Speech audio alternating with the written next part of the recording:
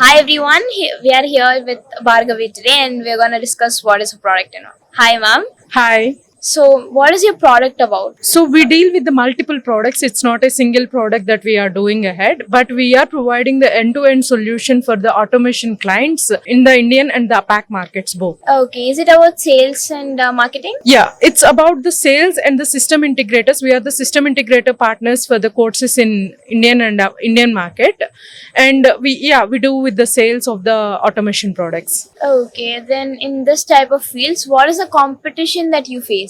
Majorly, I don't think so. Premionics is operating in the next level that there is no, we are dealing with the untouched points of the industry. So, where the end to end solution creation is hard in the distribution area. So, we are touching that point into the end to end solution from the starting to the end, where what are the customer requirements, what can be the project requirements.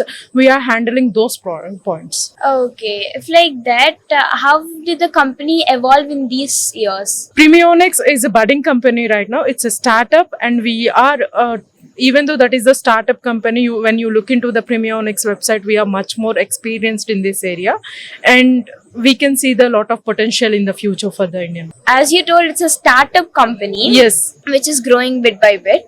What is the biggest challenge that you've faced till now? So accessing the Indian market, we do have already access. I have working experience in this area of the distribution, but whenever we are approaching and the lot of clients that are majorly not aware of this kind of a technologies for the international level, and we are trying to approach more of the products that are like not up to the benchmarking level. We are bringing those products into the benchmarking level kind of. Okay, then which market sets you the most? Is it Indian market or international market? Is the Indian market that we are targeting for. Okay, for the first time you're targeting Indian market, and the secondly it can be APAC like the Malaysia and Singapore that we are approaching. Okay, ma'am. Thank you. Thank you.